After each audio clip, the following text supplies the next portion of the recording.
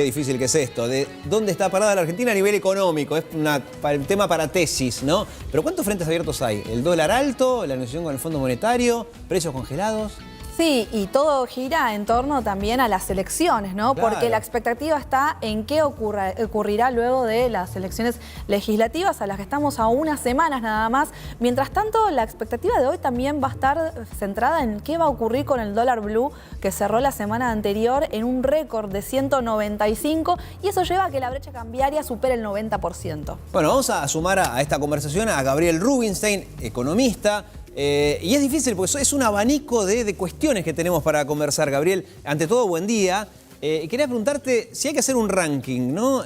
¿Cuál debería ser la principal preocupación? Porque tenemos el congelamiento de precios, tenemos el dólar, la negociación con el Fondo Monetario, ¿o es todo lo mismo?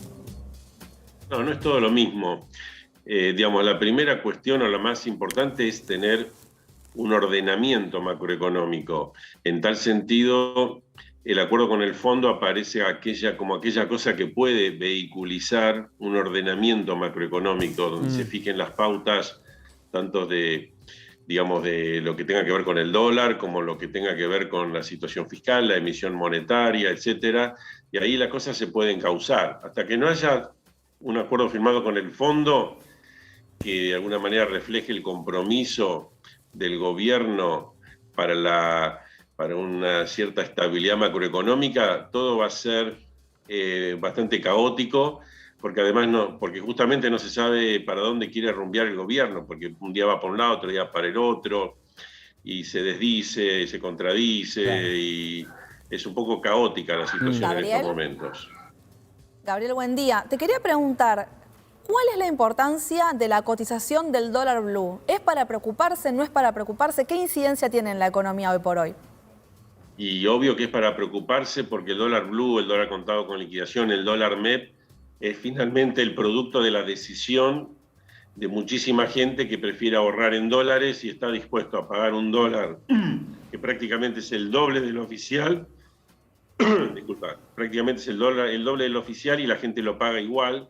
Y eso significa una gran desconfianza sobre la economía y además que justamente dado las restricciones que hay en el acceso al dólar oficial, hay muchos precios que empiezan a incorporar las cotizaciones paralelas, porque si vos no podés conseguir un repuesto para importar, o sos una empresa que importa y no conseguís tu materia prima, empezás a remarcar porque no sabés si en el futuro vas a tener acceso al dólar oficial para importar. Entonces se empieza a desordenar toda la economía, que es lo que está pasando en los últimos tiempos, donde es más frecuente que la cotización del dólar paralelo se filtre en los precios de la economía. Claro, sí, más teniendo en cuenta que en la Argentina, a diferencia de otros países del mundo, todos sabemos a cuánto cotiza el dólar, quizás no tenemos el último dato, pero todos, desde mi hijo de 11 años, que a veces me cuenta, porque tiene que comprar un jueguito en la computadora, y dice, pero el dólar está a 200 pesos. En otros países eso no ocurre, ¿no? Entonces estamos todos pendientes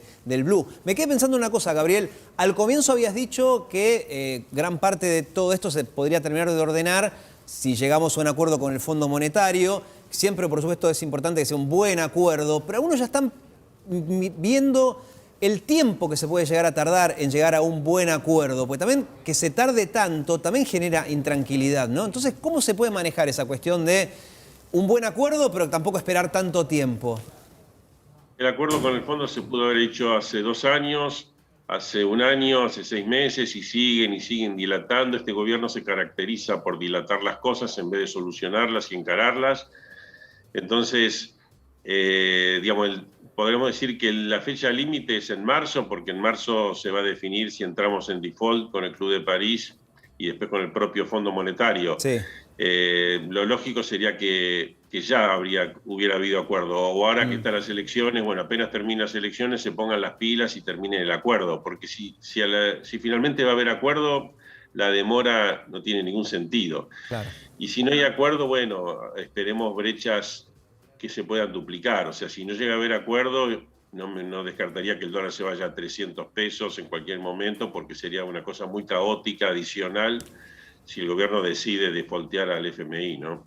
Gabriel, te traigo un poco al tema de la semana, que es el tema del congelamiento de precios. Hoy va a haber reuniones de la Secretaría de Comercio Interior con asociaciones de defensa del consumidor, con mayoristas, con empresas.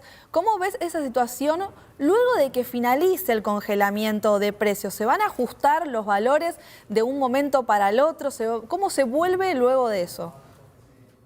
Y bueno, sí, son una maniobra bastante desesperada la que hace el gobierno para ver si la inflación en octubre da más baja antes de las elecciones, pero después, para el 7 de enero, digamos, si el dólar se mueve y se va a seguir moviendo, si los salarios se mueven a un ritmo del 3% mensual en este momento, y otras cosas se mueven, las empresas no pueden tener congelados los precios. Entonces, vos tenés que ir a esquemas más racionales.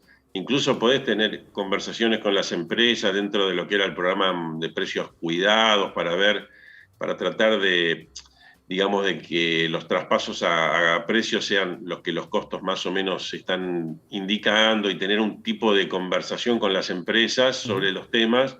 Pero estos congelamientos medio absurdos, donde metés todo en la misma bolsa y donde incluso hay un montón de productos que ni siquiera existen o hay un montón de productos suntuarios, se nota una maniobra muy desesperada del gobierno.